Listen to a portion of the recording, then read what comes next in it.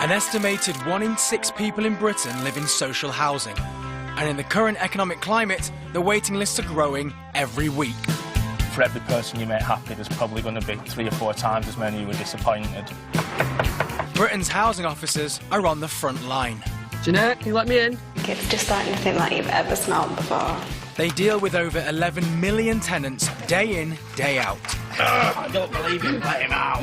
Most are good tenants, but a few risk everything with their antisocial behaviour. His tenancy is on a knife edge.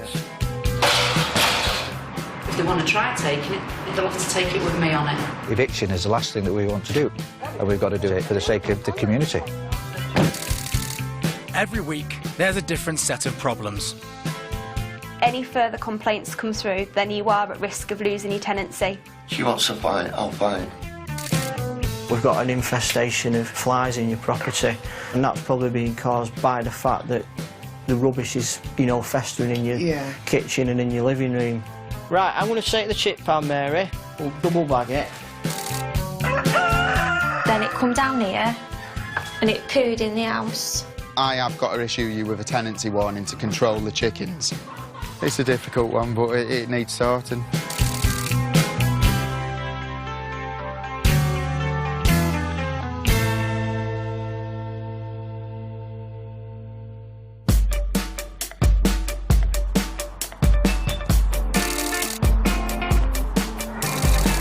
In Salford, Greater Manchester, City West Housing provide homes for almost 30,000 people.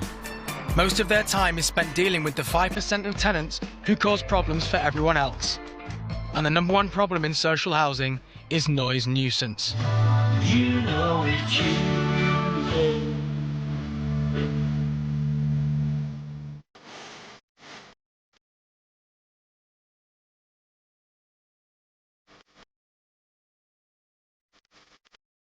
In this flat in Eccles, 55-year-old John is causing neighbours distress with his blast from music's past.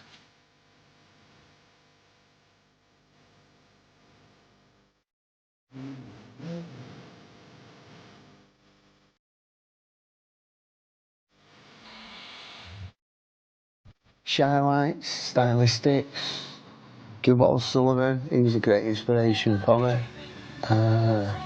Even classical sometimes, I think I've got classical as well. The complaints about noise, do you think that maybe your music is too loud sometimes? Maybe sometimes a little bit louder, you know, but not overbearing or that is more or less it has, but you know, in the times, yes it has. Living directly below John are Jess and her 18-month-old daughter Elizabeth. The music's normally right above this room. She does get frightened when it's loud music. That's when she wakes up and she's really upset, and obviously it takes a while to calm her down. Neighbours actually have commented and said, like, if they'd have said, oh, a 20-year-old was living in here, they'd expect me to be the one that's like, oh, music blaring, everyone coming through my front door, dead noisy. But obviously it's not, I'm really quiet. Jess moved in 6 months ago. When I first moved in, the neighbour upstairs, John, he used to come in for a coffee and stuff like that, tried to introduce himself as like this person to go to for help, that he knew a lot about the area and seemed really nice. Bought Elizabeth a nice toy when she first moved in and stuff like that. A bit wary of him anyway, because of the way he is. He's very eccentric, very in your face. And then since then it's just been music every weekend on a Sunday when he goes out. He goes to church, comes back, and he just plays his music till 7, 8 o'clock in the morning. But if it's a week, during a weekday, he will just play it no matter what, whether it's Smooth FM or anything really. It's so loud. And the reason I decided that I am going to complain now and that I am actually going to get something done is I can't live with Elizabeth being up every night, 3 or 4 times a night. She needs a sleep.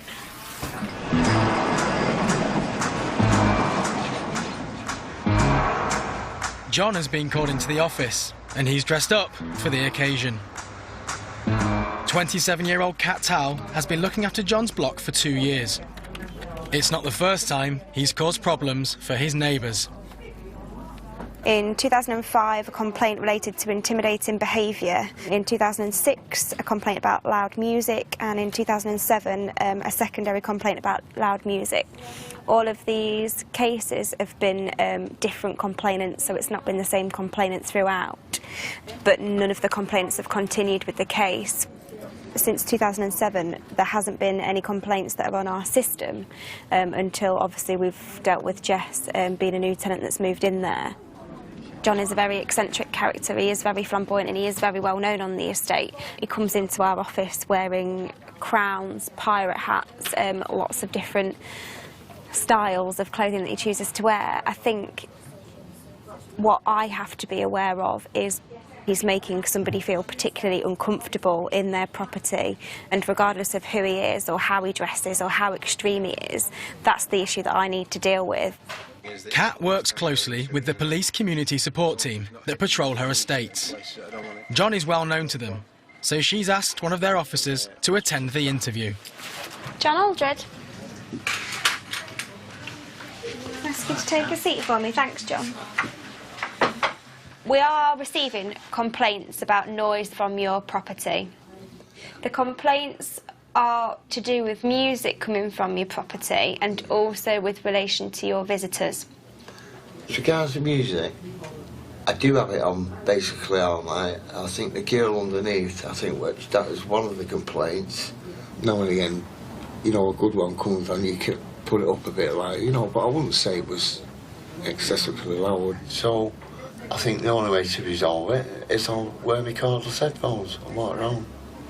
If that's something that you are happy to do and you see as a measure to prevent further complaints... You know, Another allegation is that visitors were up and down the communal areas, slamming doors, and this went on all night to your address. I can only put the allegations to you. Fair enough, yeah, but, you know, so we'll continue to... I strongly deny the allegations up to this point. OK, that will be noted that you are denying the allegations. Yes, maybe the odd banging now and again, moving stuff, but not at unsociable hours. What we're saying to you is that you need to be mindful that you are living in a communal block. Yeah, I understand that, Kath, but, you know, it's... Why are you making a beeline for me? Why am I being stigmatised with these people? Because I've had several complaints that all come back to your address. OK. Some weirdos about.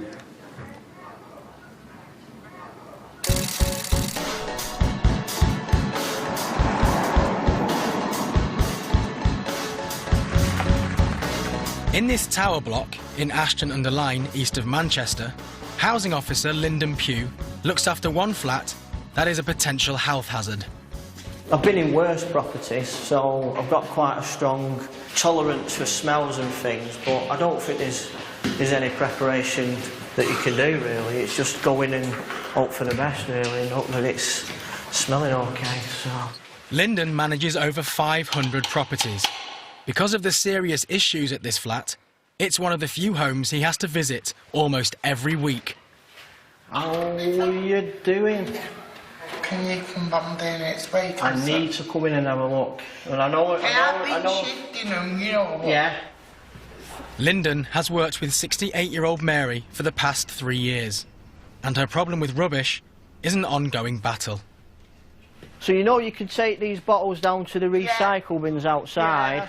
2 months ago, the waste started to pile up again, and Mary was asked to get her home clean. I'm going to get a bin for in here anyway. Yeah. So you're getting it all together, aren't you? I can see you doing that. Let me just have a look in your kitchen. Just while I'm here, your cooker... Yeah, I'm having a new one. Are you having a new one? Because I noticed you're going to be making some chips, aren't you? Yeah. It is a fire risk. Yeah. And if you use that, all that oil on there will ignite. So maybe get some oven chips or something just to be going on with. If Mary doesn't follow Lyndon's suggestions, her flat could be a serious fire risk. Right, I'm just going to test your smoke detector, Mary. All right. Make sure that's working. Right. The reason I'm just testing that, obviously with all this rubbish, and I know you smoke, in the event there's a fire, we need to make sure this detector will go off. I'm just going to check your bedroom if you don't mind. Oops, got a bag stuck to me. I'm aware there's quite a number of cigarette packets down here and tissues. I'll shift them. Yeah. Are you smoking in bed? No. I'm just saying, if you're smoking in bed because you've got an ashtray there and you fall asleep, you've got all these tissues at the side, haven't you, which is an ignition source, so... Yeah, I'll move it after. Move all that, get it all bagged up. I'm pleased with what you've done, Mary. Obviously, there's a lot of rubbish that, you know, you've got to get rid of. Yeah. I'll give you another week. Again, I'll come next Friday, yeah, just to make sure that things are progressing in terms of getting the rubbish removed. Yeah, get them up on the... Get them up on the floor. Right. All right, Mary. Yeah. See you next week, Mary. All right. All right. I'm going to get a bin there. One for the kitchen, you know, and bins where you put bags in. When all this is cleared, you want to move the settee from here right to the middle so I can lie on it, watch it telly. It's a lifestyle, just a lifestyle issue. It's something, some people live like that and they think that that's an acceptable way of living. However, in our tenancy conditions it states you must keep the property clean, tidy, free from rubbish. Mary's aware of that, but it's been going on for a number of years on and off. I bet he's not been to any others in the flats that's untidy. And don't tell him I do have a smoke in the bedroom.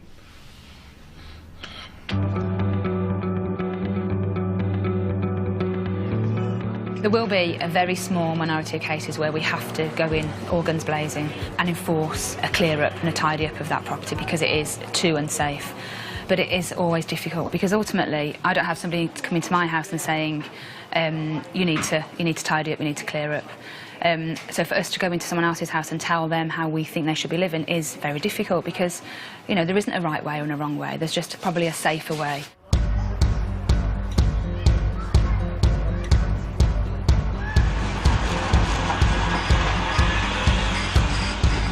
Are you happy with your friend to be here? Obviously, we're going to disclose complaints. In Eccles, John has not responded well to Jess's complaints about him, and the situation has become more serious. Can you tell me then what happened on Friday, at what time it started? I've got it all written down. Is it all in there? It's all written down. It started at 7:30, loud music, drum and guitar beats, very heavy bass. He woke the baby up at 20 to 12, and at 20 past 12 the music got even louder, and at 5 past 2 he was shouting outside, all that stuff, lies, all lies. Sorry, excuse my French, fucking liar, why can't anyone tell the truth? Making puking noises outside my door, shouting his dog, slamming the doors. He went upstairs, continued it, banging furniture around, shouting like loads of stuff, and that carried on till 20 to 3 in the morning. Did you see him outside the door, or was it okay? Did you look through a spy hole? I looked through the spy hole because I had to go and get her because she was screaming. And was he alone? He was with his dog, but that's about it. What did you do? Did you feel unsafe at the property? I just left. You left. What time did you leave the property? 5:30 in the morning. Okay, did anyone come to get you, or did you ring your dad? Your mum came to get you? Okay. With the information that you've put in here about his actions on Friday, I would be looking to speak to him about his behaviour and it being classed as intimidating behaviour. Are you happy for me to discuss that with him? If it's going to improve, hopefully improve the situation, I'm willing to do anything that you ask me. The housing association hold limited information on tenants, and they have no access to criminal records. Because of concerns about John's latest behaviour, Cat has been in touch with the police. In order to deal with the case against John Aldred effectively, I've had to do a bit of digging. My role involves me being out in the community a lot of the time. Often we hear things that we don't have any concrete evidence for, but people quite often tell us snippets of information. The police have been able to confirm with me that there has been an assault that he's been a perpetrator of, and also conviction of witness intimidation. In the case with Jess, this is something that rings alarm bells for me. John's latest behaviour is a breach of his tenancy, and today Cat has to issue him with an official warning. On returning to your property on Friday, from 2 o'clock in the morning, you were in the communal areas shouting, "Lies, it's all lies, fucking lies, why can't anyone tell the truth?"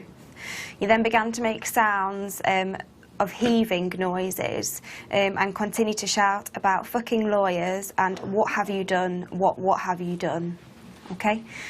At this point, I need to make you aware that you are being issued with a tenancy warning. Are you denying all of these allegations? I can't remember, to be quite honest with you, I can't remember. I do remember now, you've jogged in my memory. But I can't remember the words, but it, with what you have just said, it does sound something like I would say. And do you agree, for other residents that live at Brindley Close, that would be quite alarming for somebody to engage in intimidating behaviour? Oh, I think I've been the one that's been intimidated. They tried to set my dignity away, my pride. They stripped me. You know, what more can they do to me? OK, thank you. Okay, thanks. Cat hopes this warning will prevent any further incidents between Jess and John. If housing associations don't tackle neighbour disputes early on, they can quickly get out of hand. I've dealt with cases where there's been violence, there's been threats of violence, there's been assaults, there's been threats to burn down properties, threats against people's lives. It's a small minority, but those tenants that do need to know that we're not going to stand for it and it will be dealt with.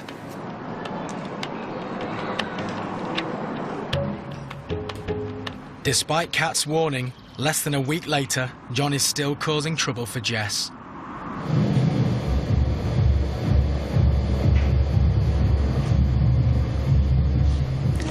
It's 7 o'clock on Sunday night, and I got back about 6, and the music's been playing since then. Really loud, heavy bass. Obviously it's the time, it might not seem that late, but it's the time now that obviously we're getting Elizabeth settled for bed. So it's really not good at the moment. I need to get her in bed, and this is still playing. So it keeps going louder, quiet, so I don't know, it's just, let's hope it stops.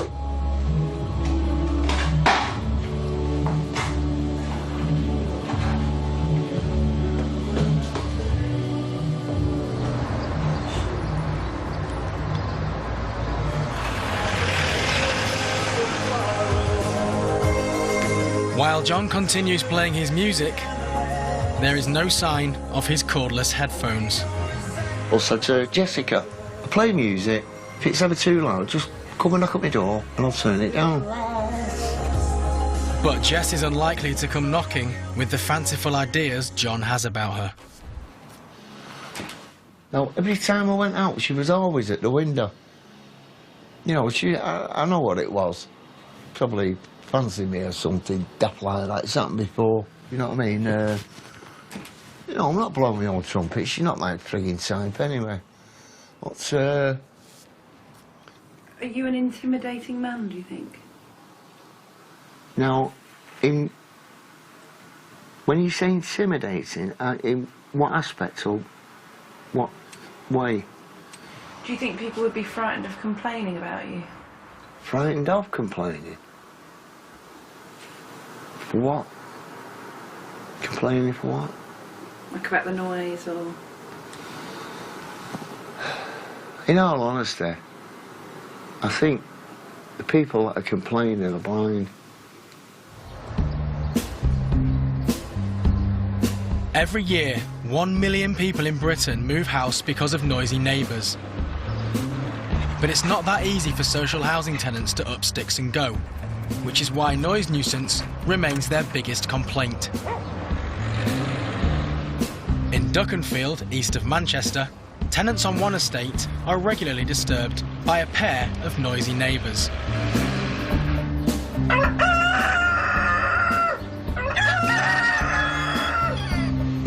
Housing officer Paul Spencer has been called in to smooth out any ruffled feathers. I think there's 4 chickens and 2 cockerels, and it's the cockerels what have attacked a neighbour's dog. They're just not caged or anything and attacking dogs. I mean, what's next? Are they going to attack children? I mean, it's just completely unacceptable.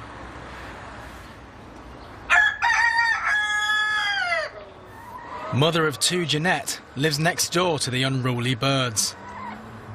It can start at 4 o'clock in the morning and it wakes me up and he won't come out. I have to shove him out. He's scared of him. He runs back in the house.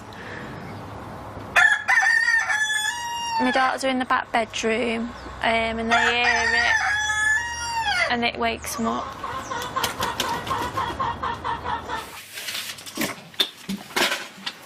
I really want to go out on my trampoline sometimes, but if there's chickens in the garden, I won't go out because they're vicious. The cockerels are a pest.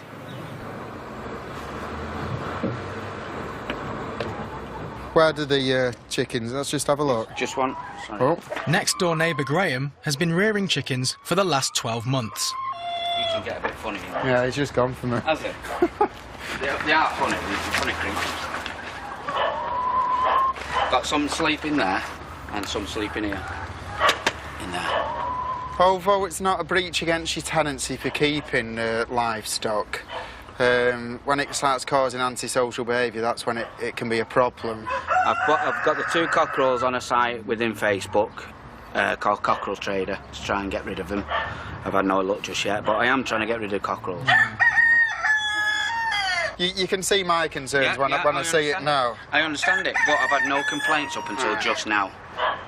It's just that when they start doing that, the dogs and stuff are barking as well, aren't they? I appreciate what you're saying is, if not many people have complained. No, I don't have next door's dog barking. I don't have her dog barking next door. I've seen my cockerels and chickens in their garden with the dog. Not a problem. Whether anybody's complained or not, I've seen that, and I just can't allow that to carry on where they're just roaming about the whole of the garden. And as you can hear, you can still hear the cockerel doing its little scream now. I just found it really bizarre. This is a garden, it's not a farm. It's a difficult one, but it needs sorting.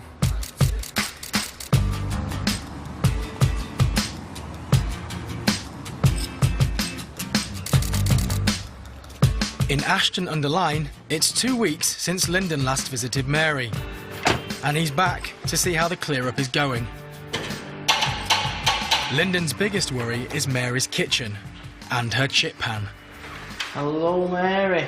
Hello. Hey, I've come bearing gifts. I've been tidying up outside in the bedroom. Oh. You've got to go in the kitchen. Right. There is a big improvement. No. Look at that. I knew you could do it.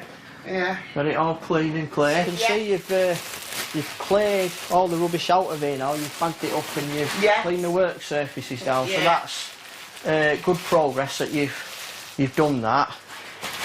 At the moment we've got a scheme where if tenants give us their chip pans, we'll give them a brand spanking new deep fat fryer.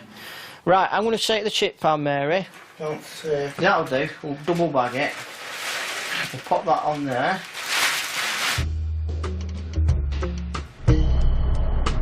Lyndon has already seen just how far Mary can get with her cleaning.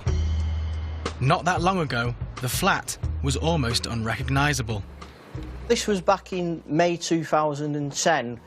Now, you can see how clean the property is following Mary cleaning it herself. Kitchen's really tidy. You can see there all the surfaces are wiped down and have been cleaned. And then following that, the property deteriorated again. We were back to square one. My personal opinion of it is when we've been into the property, there's been a lot of bottles strewn on the floor, bottles of spirit, bottles of alcohol. So there could be underlying alcohol issues, and that could be one of the underlying causes of why she lets things get on top of her.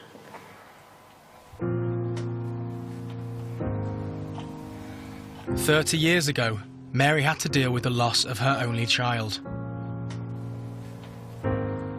He died in Lancaster Hospital, in the Lake District. John Paul. Called him after my Uncle John. I mean, it's the only one he had, you know, and he used to call me Dad, you know. 16 and a half, and he got killed.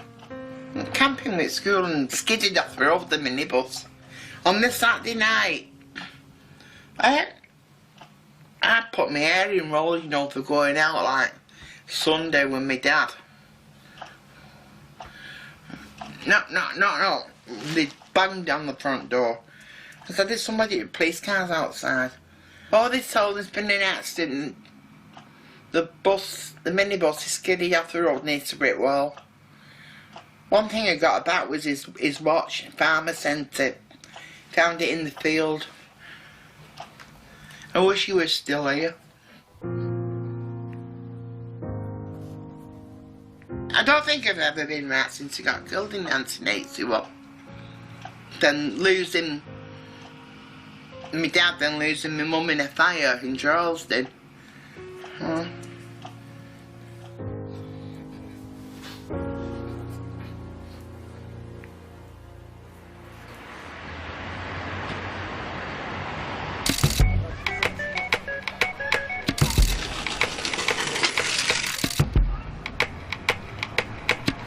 In Eccles, Jess is dealing with yet another problem caused by John. There's just water all in here as you come through, and all here by my door and through the ceiling at the top where there's already damp from the previous times it's happened. He'd know it's from his washer because I've had him down and he said, oh, I've just not plumbed it in. It's been quite a while since he's done it, but obviously he's chosen to do it today and it's a mess.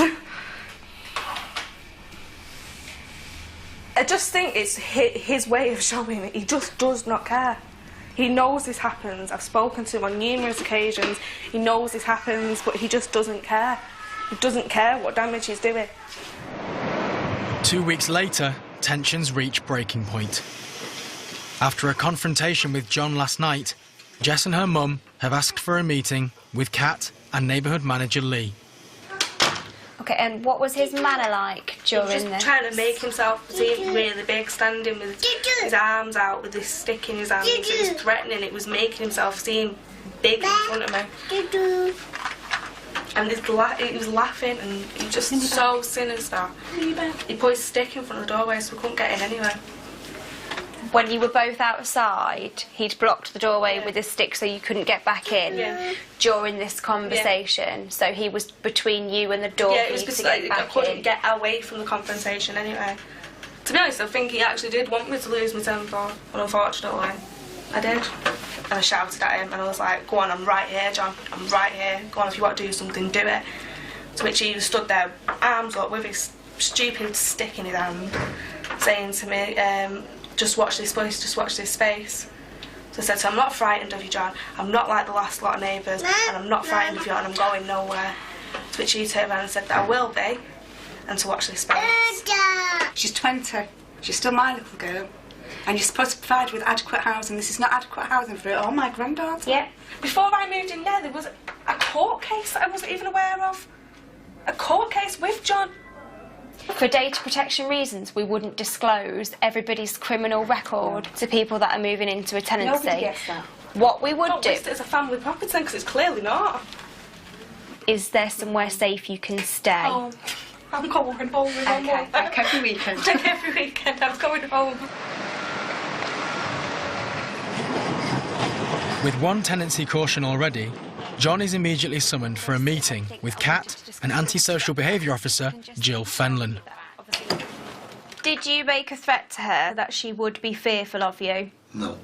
And what do you mean by watch this space? What did you intend for her to take from that? Oh, she's making threats. I didn't make no allegation, no threat. I just said, watch this space. That's all I said. Right. Conversation continued to the communal doors where both of you were outside of the front of Brunley Close. No. At this stage, you blocked the access back into the communal door using the long white stick that you often carry so that you could continue the conversation with her. I did hold the door open with my stick at the time. I did what I was carrying. It's not white. It's made out of willow, and it's painted in different colours. She said to you, I am not frightened like the people that lived here before were. To which you said, you will be. I may have done. I can't just recollect. If it's something that, you know, she wants to fight, I'll fight. At this point, we are going to be issuing you with a final warning, okay? And what it means is that if any further complaints come through, then you are at risk of losing your tenancy, and we will be taking the case further and going to court.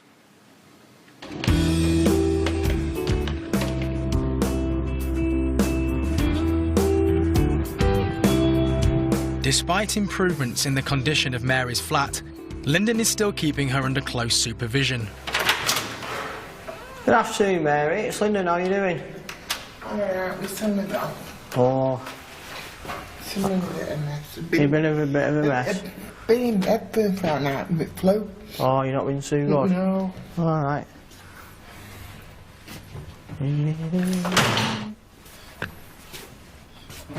You cleaned the kitchen last time, didn't you, Mary? Yeah, not doing again. Right. Yeah, it's...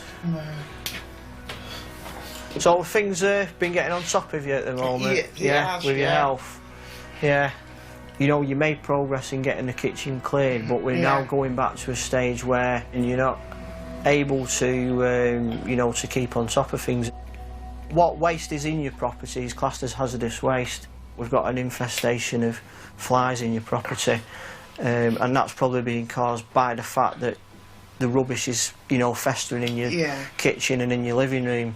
It is an environmental health hazard to you and to your neighbours, and we need to get this resolved.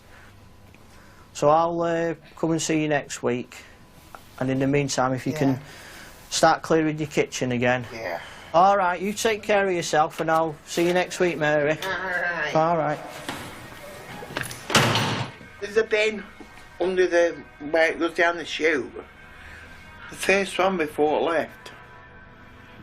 Lazy, not taking them.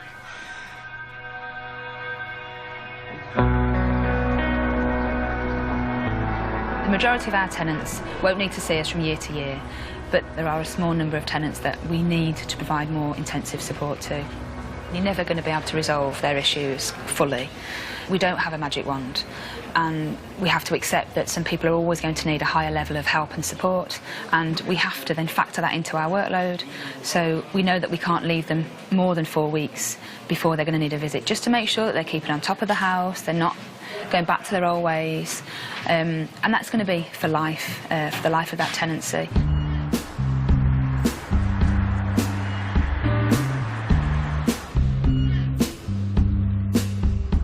Well, they might attack you. Has your dad got a box for him, or he's just going, yeah? In Duckenfield, Graham has managed to find a new owner for one of his cockerels. But the other bird has made itself at home elsewhere. It come in here, stood here, and then it come down here, and it stood here, and it pooed in the house, and it went on my bathroom, and it sat on the toilet for ages. It went here, jumped on my telly. I had to ring my dad to get it out of the house. She's scared of him, so I had to come round and basically get in and get rid of it, because I'm used to him, like, but it shouldn't have been in her house in the first place. We're going in the gardens, you know, they just, as you can see, they just wandering around doing what they want, and something needs to be done.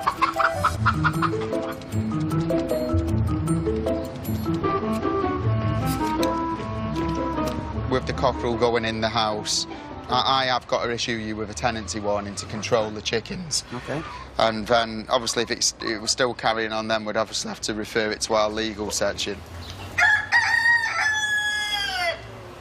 Part of your terms of your tenancy, it mentions animals. So if them animals, whatever it is causing a nuisance, then like obviously... a barking dog all day?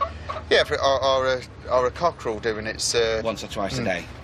Well, I've heard it several more times than that. Because people are about. I've heard a dog barking its head off all day long. But that's all right then, now. But That's okay, that? Is that okay, that? No, right, what I'm trying to say to you is... No, but I'm asking you a question like you've been asking me. Yeah, what I'm trying to say to you, though, is like, she's worried about when chickens come flying over the fence, stuff like that. Well, I've been in there and they've not come... The chickens don't hurt you, it was just a cockerel. It's not the chickens, them chickens.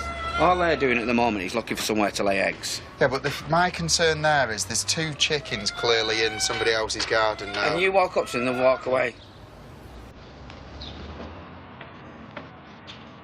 Paul is taking matters into his own hands. Hi, is that Alison? It's Paul Spencer here from New Charter Housing. 01925. Yeah? They've just given me a telephone number of Lucky Hands. To prevent any further unwanted cockerel visits... Are you still there? He's trying to find a home for the remaining bird. Hello? It's not in your job description or anything like that. But if that's what it takes to resolve it, then that's what we do. So I was wondering if you could assist in any way. So you've got 6 cockerels. So if she's full, said any more and they'd be fighting. You just don't expect it to be this difficult, you know, to get a bird rehomed. Obviously it must be more of a widespread problem than what we realise.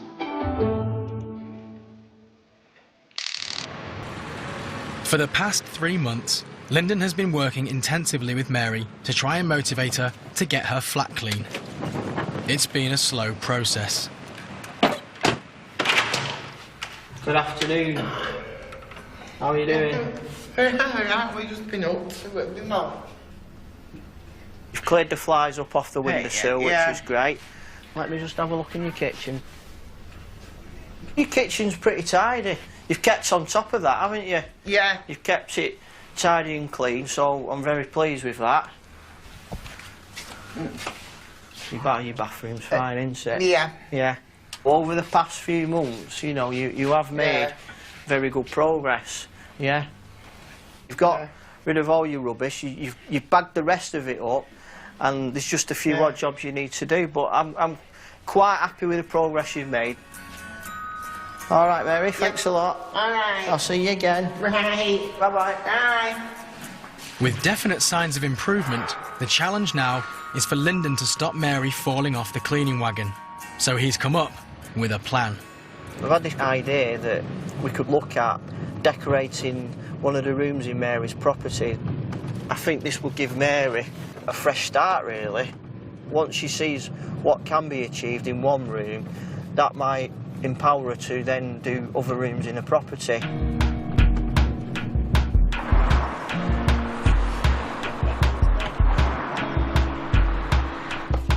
Choo-choo's just going away. He's getting ready to go, isn't he? He's getting himself ready, like you. Put your shoes on. After the intimidating behaviour from John last week, the Housing Association have taken the unusual decision to move Jess to another estate. It's just absolutely strange behaviour. It's come to the point where he goes or I go. It's unsafe for us both to be here. It's unsafe for me to be here with her if he doesn't go. I'm in the back. I can't risk it getting to that stage where someone's going to get hurt. I'm going to put Choo-Choo away just for a little bit.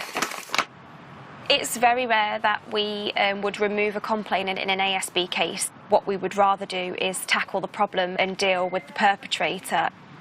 As much as it would benefit us to have a complainant stay where they are in a case, providing us with evidence, we understand that that isn't always right for a complainant. And in some cases, we feel it necessary for somebody to be moved out of a situation which could endanger their or their family's safety.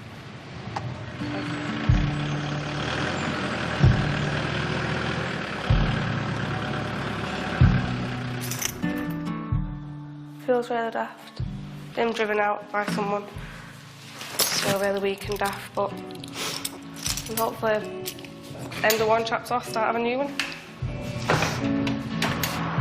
Jess has left the building because she's scared of you, isn't she? She's scared of me for that. She's got to be scared of. All I did was try and help her. Can't be fairer than that, can you? You know, I help all the neighbours. I can do anyone. If you ask for help and I can do it, I'll do it. So I don't know what her problem was with me. Well, I do. I've got an idea. But, you know, Who lost my game?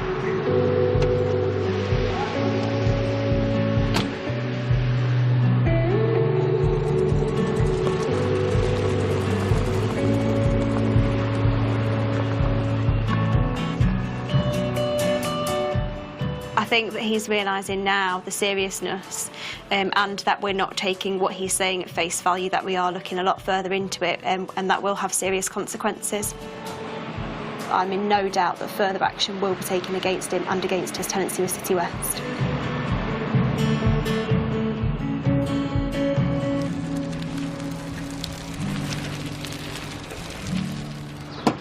Paul's plea to local cockerel lovers has paid off. He's found someone willing to take Graham's remaining bird. Today, he's giving it a lift to its new home. If he wants me to do it, then maybe I will, maybe I won't. It just depends what kind of mood the cockerel's in. It might be fun to watch Paul try and catch him. You alright? Yeah, yeah. I'm hoping it's big enough. You're hoping he's going to walk in and all, aren't you? Yeah, which is that little one there, isn't it? That one there with the green tail, yeah. Go on, in you go.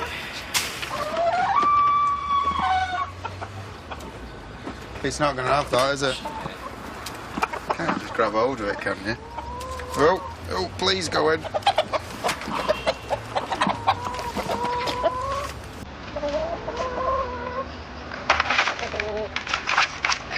Don't believe it, let him out. Well, sorry about that. You grab him from behind him, because you might get his attention. Just grab his tail. Want the tail come off, though? No.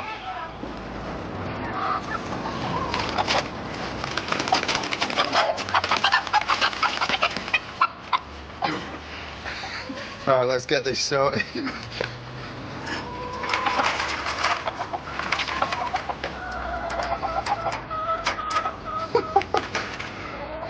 So it'll be alright in there now, won't it? See you again. Thanks, see ya. He's gone to a better place, more girls. He'll be happy.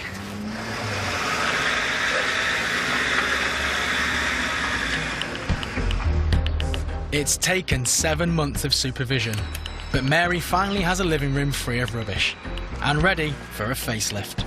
So these two gentlemen here are going to be decorating your living room over the next few days. Yeah.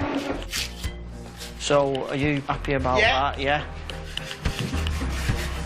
2. 2. And 2. Thank you very much. Can't go wrong. We're doing the walls magnolia and the ceiling's going to be white. So nice, neutral, light colours. Yeah. Jumping. How are you doing? Alright. Yeah. Have they done now? Yeah, finished. Oh, Yeah. let's have a look. Do you like it? Yeah. You've done a really, really good job. Yeah. It's like a new room now, isn't it? It is, yeah. I'll come back in a few weeks to see how you've progressed. And it'll be like a palace, won't it? It'll be like the Queen. Sit there with a crown on. Yeah.